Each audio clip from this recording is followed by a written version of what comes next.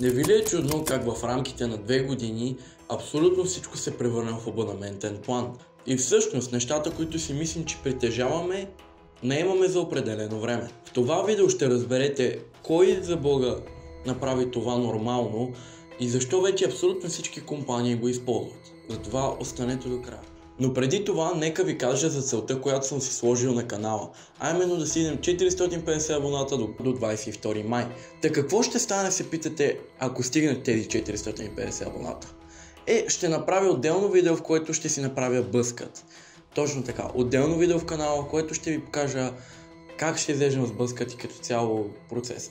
По принцип беше до 15 май, но реших да удължа просто ето така периода. Абонирайте се, харесайте това видео накрая, ако ви е харесало, искате още такива, а сега нека разберем защо всичко е абонаментен план. Как работят абонаментите?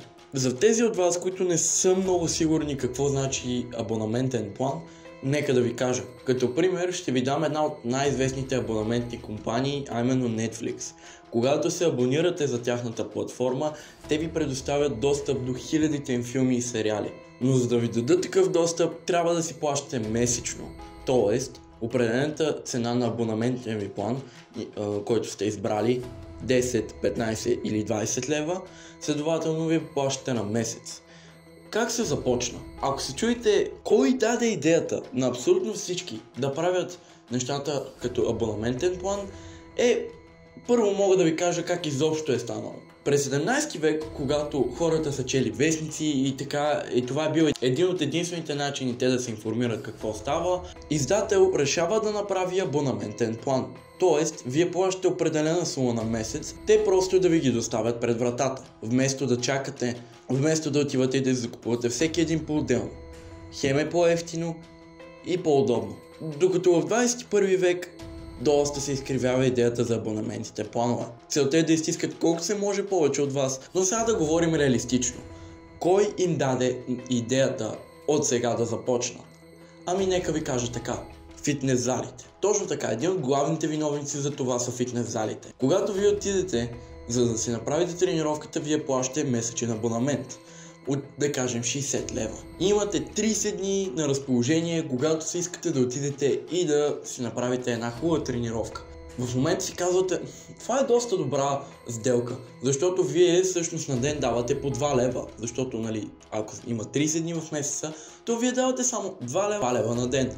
Но ако се замислите, вие няма да идвате всеки ден. И ви изкочи нещо, няма да може да дойдете в този ден. И ако ги разделим на половина, вие сами може да си направите сметката колко повече давате. Което е целта на повечето компании. Сега е време да си поговорим за така наречените маркетингови стратегии. Също така, като го казах това, може да отидете след това видео и да изгледате видеото за Steam. Мисля, че ето тук или ето тук ще ви се покаже pop-up, където може да цъкнете и да отидете да гледате, защото е доста интересно и се говори как работят тайните на Steam. Нека сега да поговорим за тези стратегии. Освен, че знаят, че няма да се връщате всеки ден и да гледате техните заглавия, друга хитринка, която правят е да слагат най-добрите заглавия най-отпред и вече да продължат с естествено тези, които не са толкова добри. Когато отидете се абонирате за някаква услуга, то няма значение дали ще е за HBO, за Netflix или за Prime Video, то вие виждате колко добри заглавия всъщност имат те. И си казвате, защо не се абонирам? Все пак ще гледам толкова добри филми. И накрая след като се абонирате, естествено тези заглавия са там, но осъзнавате колко всъщност малко сте взели.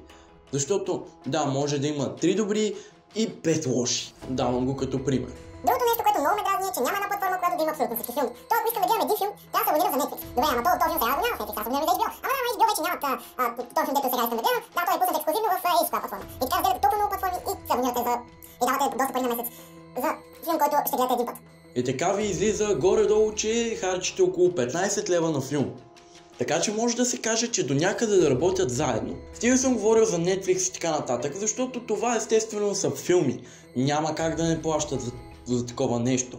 Но имаме и програми вмесени.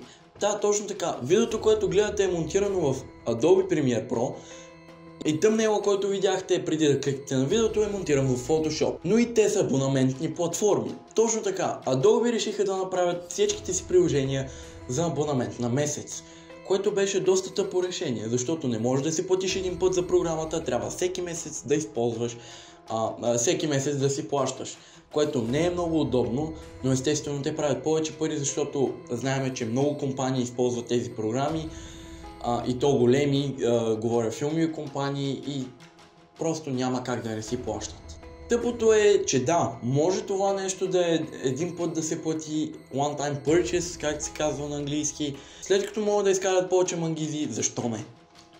Пробния период. Ама Матиас, това е най-добрата част от абонаментните планове.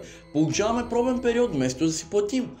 Да, но не и когато главната цел е да забравиш, че си с пробен период и накрая платиш. Повярвайте ми, доста е гадно.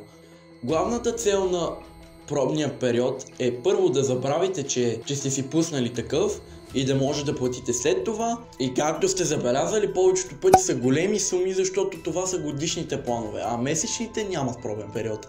И така доста се прецаквате. Отделно на това, забелязали сте как когато се опитате да си откажете абонамента е толкова трудно, че дори се отказваме. Тиваш, питате с около 100 000 въпроса, имаш чувство, че си на интервю, накрая ти изписва, че има грешка, да опитваш отново след 5 дни, когато вече се рестартира и ще ти вземе парите, или когато е сложен в настройките по толкова задълбочен начин, че трябва да кликнеш на толкова много места, че да гледаш туториал. Повярвайте ми, това нещо не е направено неволно. Защо правя това видео? Защото искам вие да спрете да се лъжете, че всъщност спестявате пари по някаква форма или просто да си спрете абонаментните планове, за които плащате всеки месец.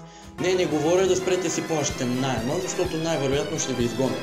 Но по-скоро за нещата, които са ми ненужни. Защото доста неща вече са абонаментен план и ние дори не осъзнаваме, че всеки месец тези пари си вървят за това, ние дори не знаем какво получаваме. Ами да, това е от клипа.